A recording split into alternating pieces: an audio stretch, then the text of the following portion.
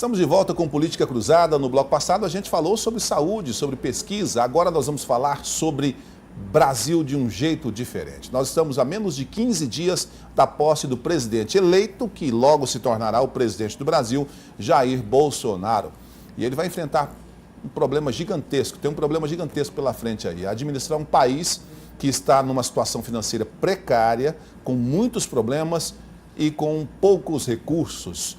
Só para você ter uma ideia, o orçamento já começa com um déficit de mais de 150 bilhões de reais, que é a diferença entre o que se arrecada e o que se gasta. É a previsão orçamentária para o ano que vem. Difícil administrar dessa forma, né? Por isso que vários empresários pelo país inteiro estão dando sugestões de como o novo governo deve se posicionar. E não foi diferente. Uberlândia é uma cidade de vanguarda, uma cidade que sai na frente, e por isso a CDL Uberlândia produziu uma cartilha ainda no período das eleições, quando Fernando Haddad e Jair Bolsonaro estavam polarizados no segundo turno, indicando o que os empresários do setor pensam sobre o assunto e dando um norte do que eles imaginam que deveria ser modificado, melhorado, para que o país possa dar um salto e retomar o caminho do crescimento. Para falar sobre esse assunto, nós estamos recebendo aqui o presidente da CDL aqui em Uberlândia, Cícero Heraldo Novaes. Para a gente é um prazer ter você aqui, com propostas importantes para o país, cartilha que você traz, para a gente poder conversar um pouco dessas propostas que foram encaminhadas. Eu tenho ela digitalizada aqui, o Cícero trouxe ela já em formato ali de revista mesmo, em cartilha mesmo, para poder, vamos dizer que de modo geral, poder adiantar um pouco do que você, juntamente com a CDL Uberlândia, sugeriram, né? Vocês sugeriram para o presidente Jair Bolsonaro. Primeiramente, vamos começar falando sobre isso, Cícero. Como é que está a visão, do ponto de vista empresarial, como é que está essa questão do país no tocante à economia? Há uma expectativa muito grande com a chegada de Bolsonaro ao poder, ele assume aqui daqui a menos de 15 dias, mas não tem como se fazer milagre logo nos primeiros dias, né? É preciso tomar medidas. As medidas que já foram tomadas atendem um pouco ao que está nessa cartilha ou de jeito nenhum, ainda precisa caminhar muito, nem se chegou perto do que está proposto aí? Olha, eu acho o seguinte, depois que o Bolsonaro acabou assumindo, né, ele é um presidente que tem uma pauta, né, para a área econômica, que é realmente o forte dele. Nós temos hoje uma economia debilitada que precisa ser rejuvenescida e principalmente que haja um carinho especial para com as empresas, principalmente as pequenas, as médias e as que estão nascendo, né, as micro ou mesmo o empreendedorismo. Um país que não tem isso de forma muito clara e olha para isso com aquele carinho que merece, nós não vamos ter empregos, nós não vamos ter renda, nós não vamos ter condições de pagar os impostos. Porque o Estado, ele não produz nada, o Estado não gera renda e ele é apenas um indutor de alguma coisa. No Brasil isso não ocorre, o Estado é inchado, nós temos um Estado corrupto, nós temos problemas seríssimos, né, de excesso de proteção para algumas partes da população e tudo isso fez com que o Brasil tivesse essa crise tremenda que agora parece que tem alguma luz no fim do túnel. Então a esperança no governo Bolsonaro, principalmente na área econômica, é muito grande, porque ele trouxe uma equipe um pouco mais liberal e que nos traz a ideia de que aqueles exageros, aquela burocracia, aquela perseguição, digamos assim, sobre as empresas pode acabar. Então nós estamos com essa esperança. Esse lado é que nós estamos atuando. Bom, vocês pela cartilha está colocada aí, vocês começam na pauta de reivindicação um olhar mais criterioso com impostos e também com distribuição da renda produzida por esses impostos arrecadados. O que vocês sugerem de mudança? Bom, com relação aos impostos, a gente sabe muito bem que o Estado está extremamente endividado e que é preciso fazer uma série de modificações.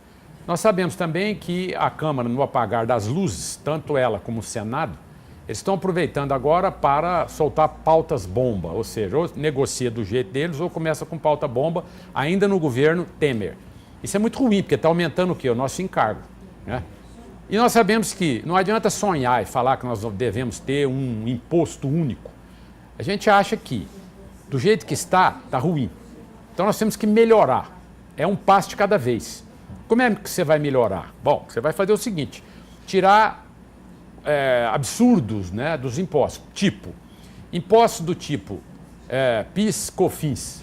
Isso é um imposto extremamente estranho, porque se uma empresa não tem lucro, mas ela teve faturamento, ela tem que pagar PIS/COFINS. E o valor é muito alto, quer dizer, chega quase a 1%. Mas hoje PIS/COFINS, mas eles são importantes hoje, por exemplo, no quesito, no tocante à Previdência. Eles contribuem com a formação da Previdência, né? Não, isso eles dizem que é um imposto social, mas no final eles se perdem numa teia de aranha que não leva a lugar nenhum. Isso é aquela velha história. Eu não tenho como criar outro imposto, então eu crio alguma coisa social. Aí você tem PIS/COFINS, que é uma aberração, você tem um CSLL. CSLL é contribuição sobre lucro líquido, ou seja, eu já estou pagando sobre o lucro que eu ganhei e ainda tem que pagar alguma coisa porque dizem que é social. Isso não tem que existir. O que ocorre é o seguinte, se alguma empresa ganhou alguma coisa, é justo que se pague um imposto. E esse imposto tem que ser o quê? Colocado de forma que haja retorno para a população. Hoje, além disso aí ser um absurdo, porque somam vários impostos aí que se somam, né? O imposto não retorna. Porque ou pela corrupção ou pela incompetência do Estado. O senhor acredita, então, que hoje se paga muito imposto e não se... Nós temos uma carga tributária que varia, dependendo da situação, de 35% até perto de 40%. Sim. E é mal aplicado? Totalmente. Além de ser mal aplicado, porque as pessoas que estão lá em cima, na sua maioria, são incompetentes, né? Lá se preocupa muito em dar cargo para quem é do partido A, B ou C, quer dizer, é por aí. Então não se olha uma pessoa com técnica competente, com raras exceções.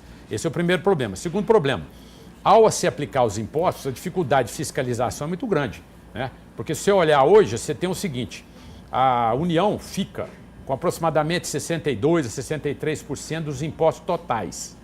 Depois você tem o Estado, que fica com 20 e poucos, e o município que chega a 17%.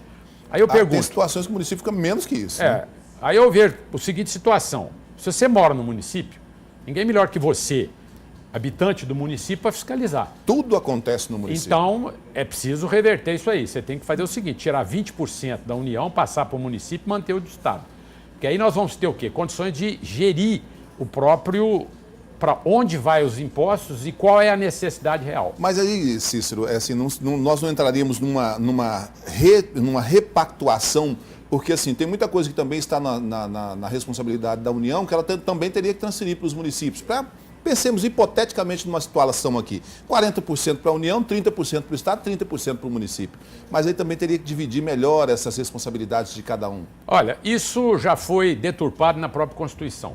Porque quando a Constituição determinou que a parte de educação, pelo menos a fundamental e mais um pouco, seria para os municípios, e também delegou a saúde, parte dela também para os municípios, ela não determinou de onde ia tirar a verba.